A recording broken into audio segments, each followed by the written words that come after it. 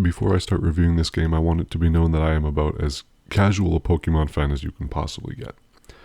Way back in 2008, wee little smooth-brain Nick was obsessed with Pokemon Platinum, and some of my fondest gaming memories come from that time of being hunched over a DSi, trading Pokemon with my little brother. I have a very, very soft spot in my heart for Pokemon as an IP, but I'm sad to say that it's been almost 15 years since I've really sunk my teeth into a Pokemon game. And year after year, seeing them release the exact same game over and over since I was a drooling little 7-year-old homunculus really made me feel like I was never going to want to play a Pokemon game again.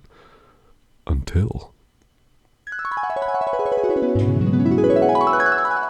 This is a tale from a long, long time ago, when the Sinnoh region was still only a vast wilderness.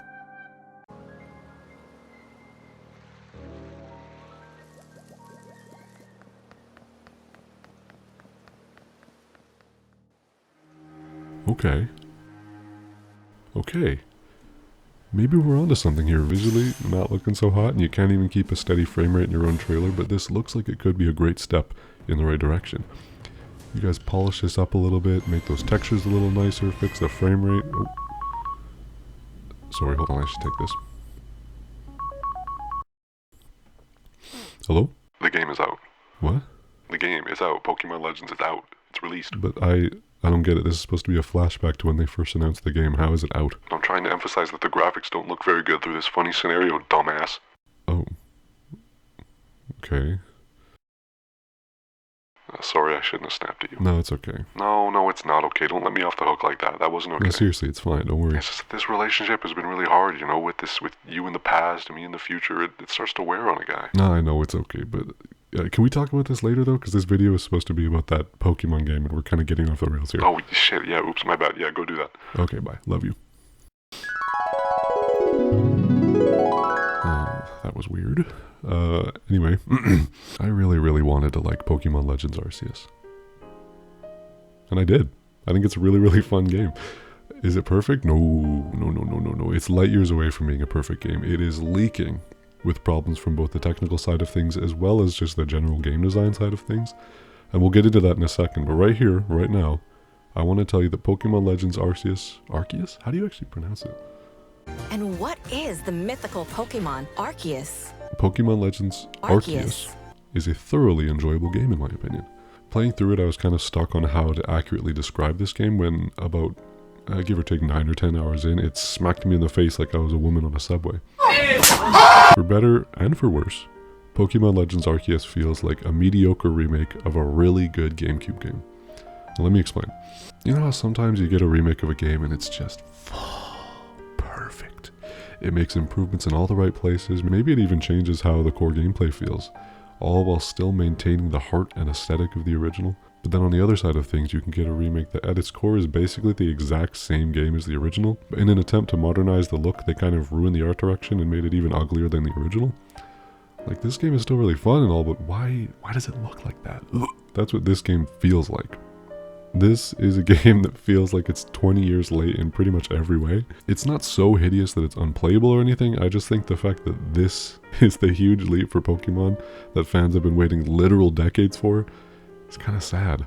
When it comes to the single most profitable IP on planet Earth, I think we should hold them to a little bit of a higher standard than maps that look like they were made with default Unity assets. And don't you blame the Switch's hardware, you coward. Don't do it. There's some scrumptious looking games on the Switch. I mean, look at how great Mario Odyssey looks. Look at how great Breath of the Wild looks. You know, let's take it back to the Wii U even. Look at how great Wind Waker HD looks. Actually, you know, let's take it farther even. Look at how great Wind Waker SD looks. All these games are not graphically complex, lots of simple textures and whatnot, but they use interesting art direction to hide the simplicity. And when it comes to the environments you're running around in, Pokemon has almost no visual style at all. And it's like, fine. If the game is fun, then I guess I can get over some technical issues, but when those issues start crossing over into the gameplay experience, that's when it starts to become inexcusable for a dramatic, that's a really dramatic way to put it, but you know what I mean. For example, there's this mission here where you are establishing a new camp in this creepy bay area, and this lady here sends you out to find the guy who will help you build it. In most games, I would be able to take a quick glance over there, see that flat plain area, like it's like a foot away, and see that the guy I'm looking for is not there. and I would start looking somewhere else. But in this multi-million-dollar AAA Nintendo game, the draw distance is so low that I have to wander over a couple of feet so that the guy will pop in a frame. It's stuff like that, or the resolution being so low that from far away I can't tell if that's a new Pokemon or a rock. It really hinders the game for me.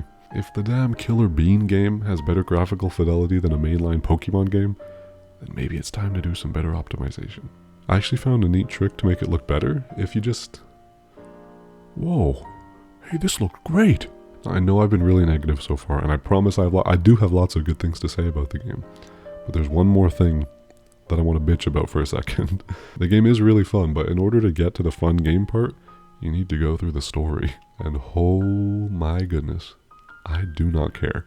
Not even a single aspect of this narrative caught my attention. Not one character, not one story beat, not one plot twist, not one line of dialogue, not one low poly goth girlfriend. Maybe this game is actually pretty good. Video game storytelling has come so far when it comes to weaving narrative and gameplay together. Look at things like Firewatch, Red Dead 2, Portal 2, Mass Effect, Papers, Please. We've come so far past the point of video game stories just being a bunch of low poly characters standing in a circle yammering on about God only knows what. It lets you off the hook after a few hours, but if you want to see everything the game has to offer, I'm afraid you're going to have to slog your way through the narrative. And I know it's completely subjective. Some people are going to love it, some people are going to hate it, but for me it got to the point where this is what most of the cutscenes looked like. Now that we've gotten our way through what I don't like about the game, we can finally move on to what I actually like about this game. And I want to say wholeheartedly that despite the issues I have with Pokémon Legends, I think this game is very, very fun. For those who don't know, in Pokémon Legends Arceus, you aren't playing as a Pokémon trainer this time. You get to play as one of the researchers who are working to put together the very first Pokédex. Dragonite, the dragon Pokemon! And this premise, this is what got me to buy the game in the first place. I'm a huge sucker for like collection and cataloging style gameplay. Collecting is my favorite part of the other Pokemon games. I love taking pictures and cataloging all the shit in Breath of the Wild.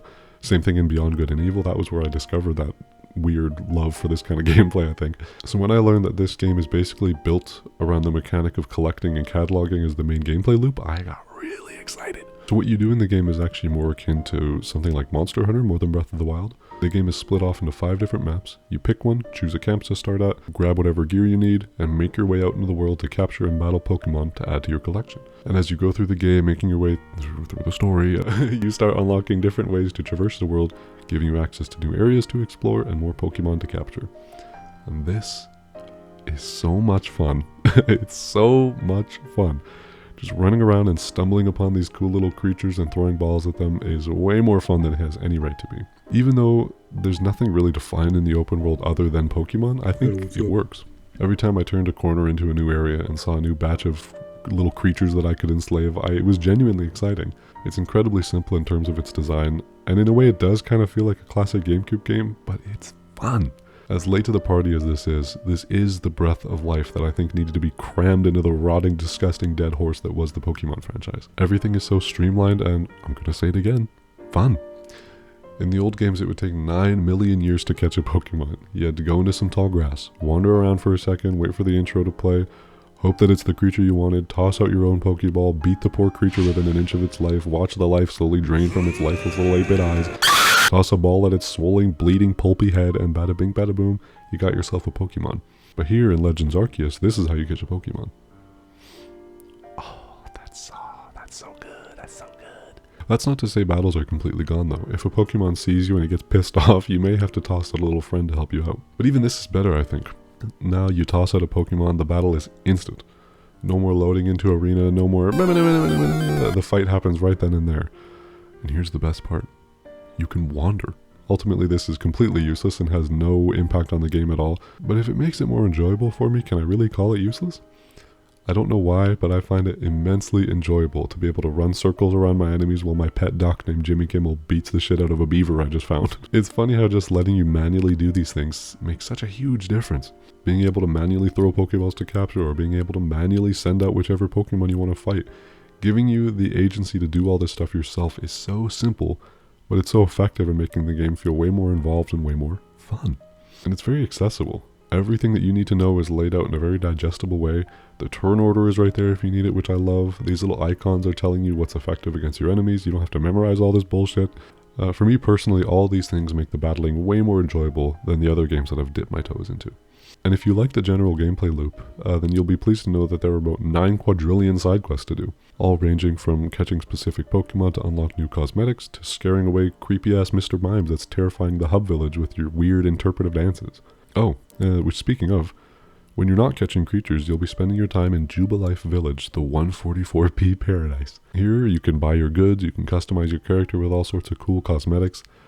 And I love the customization, but I've got beef with this shop, man. For some reason, instead of having one shop listing for an item and then letting you pick the color, they have an individual shop listing for each color.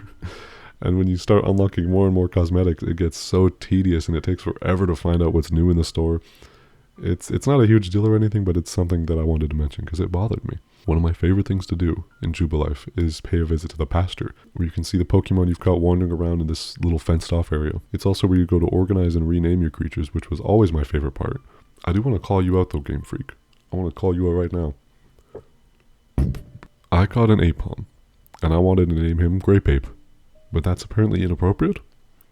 Okay, yeah, sure, I can name this guy Penis Flytrap. I can name this guy Anal Drippings. But Grape Ape? Oh, no man, that crosses the line. All in all, despite the issues I have, despite the game feeling like a 2003 game released in 2022, despite the fact that I can smell the Rule 34 for this character coming from 100 miles away. Good grief, he's naked! Pokémon Legends Arceus is really fun and incredibly addictive. I'm actually playing it right now. It is a step in the right direction for a franchise that desperately needed to take a step in literally any direction. Like, do anything new. And it makes me genuinely excited to see what's in store for the future of Pokemon. And that's my alarm going off. Holy shit, that's loud.